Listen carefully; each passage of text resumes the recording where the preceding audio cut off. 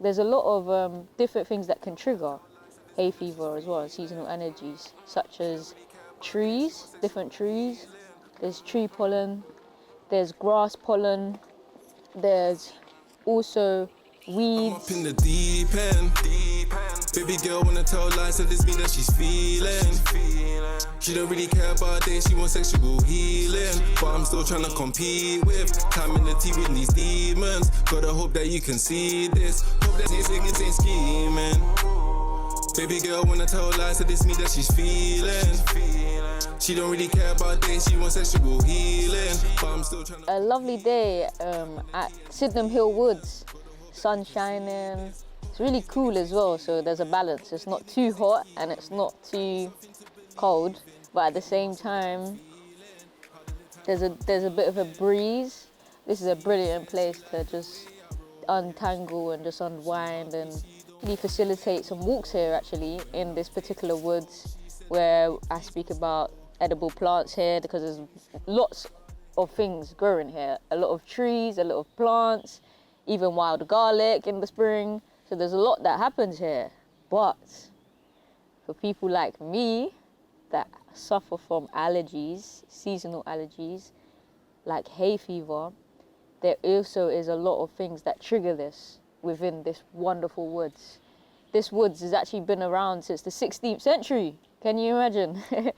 But it only now is a small part of it. It still exists. It actually used to be close to my bits in Deptford, all the way to this side in Sydenham, Dulwich, Norwood side. So that's where we're at right now. We're in Lewisham Borough side. We came into the Sydenham Hill main entrance, and yeah, I'm looking forward to going through the woods. But as I said, the hay fever, because there's a lot of different things that can trigger hay fever as well, seasonal allergies, such as trees, different trees.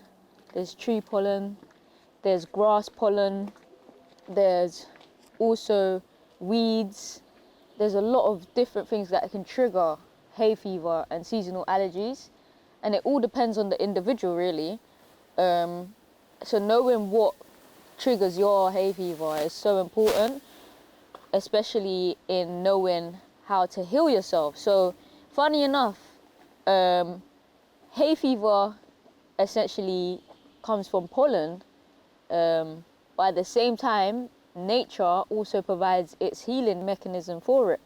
So there's things like local honey that you can kind of take, that you can have a few spoonfuls of local honey, because that's where the bees will essentially be getting their honey from, the local flowers. That might be the ones triggering your hay fever. There's also things like nettles that is growing in abundance in most places in your local area, and if you have a garden, in your garden too, you can also have as tea. In terms of even nettles, you might be wondering, nettles?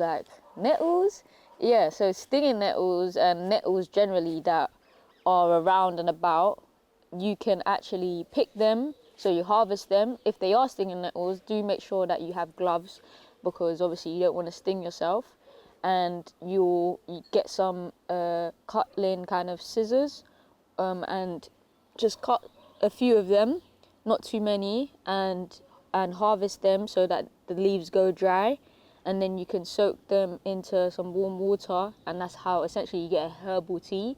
And if you drink that a couple of times a day, that should actually help your allergies. I actually also have suffered from hay fever from a very young age, and when I was younger it was terrible. I had swollen eyes, runny nose, the worst symptoms ever. Now it's much milder, especially because I feel that I'm getting outdoors more, and also, like my friend swears by, meditating outdoors and being one with nature enables you to kind of have a deeper sense of your surroundings, and whatever might be triggering it, you can kind of essentially in your mind heal yourself. It might sound impossible, but trust me, I've seen it happen with other people and even with myself over the last year. trust me, I would be here right now saying, and then I'd be trying to speak in between. But my hay fever has got a better since last year, but I still do have mild allergies, which I also am figuring out what is the trigger.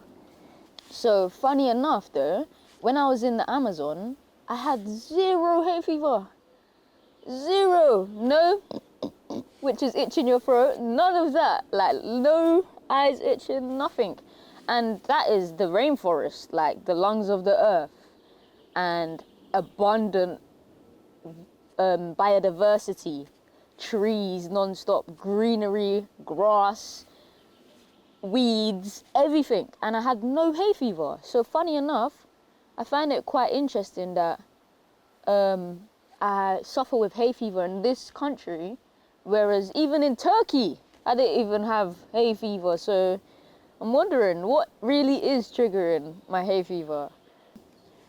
Since being out in nature, it's actually enabled me to be able to pick up holistic methods that can actually help with the allergies that I've been suffering and living with my whole life. Which is I'm so grateful for that I've also been so much more in touch with nature, because that has enabled this journey to now for me to not only heal myself from this suffering that I've been suffering, but also to be able to share more tips that I, along this journey, are finding out that I can help other people too, because I do know that hay fever is stopping a lot of people from going outdoors, and it shouldn't be. It should be a place that we feel that, oh, we can go outside and relax and have a good time and be able to just be outside and not be thinking about sneezing and having all these kind of horrible symptoms. Let's be real, they're horrible, and like blowing your nose every second, and you're not understanding what's going on with your body and yourself.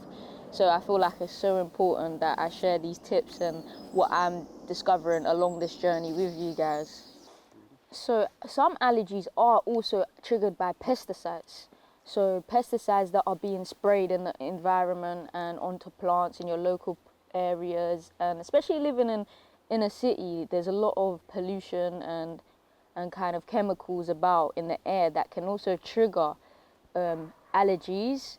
So that's also something to consider when being outdoors, to be a bit more precautious, being around certain types of chemicals that are being sprayed on some of the plants. Like for instance, if you're foraging, which is like collecting food, being mindful that also pesticides and stuff are being sprayed in parks and places that aren't as wild. That also triggers allergies too. One thing as well that I find helpful is when you come in from being outdoors is taking your clothes off that you've been outside in, because that also collects maybe the pollen and other stuff. So taking them off and putting them into the wash, or if you have a pet, washing off your pet. If you have like shoes or whatever that you're wearing, removing it and having like a cool shower and like washing and rinsing off, because especially with pollen and stuff, it also can get like stuck in your eyes kind of thing, and it can also be stuck in your nose area, and that's what kind of stores up, and then that's how you kind of sneezing. And you know, that's why some people also say wearing Vaseline is good here, and to get the pollen to stick onto it rather than it going straight into your eyes. So these are ways of which that I find useful as well, taking off your clothes and just having a wash off from being outdoors. That can also be helpful as well with suffering. But also meditating in the nature actually helps as well, and imagining and visualizing you being healed and being able to enjoy the outdoors. The mind is a powerful thing, so it actually works in terms of meditating outdoors and thinking about you being hay fever less. So that's also a great tip. And also, I know I'm not an expert, so if any of you guys have any tips and things of which you have done yourself that have helped with you and your allergy suffering, or things that you have discovered, please share your story, please share your tips. I would be truly grateful, because each one teach one, and that's what I feel we'll be able to create more solutions for one another. Please consider donating or contributing to help create even more future content.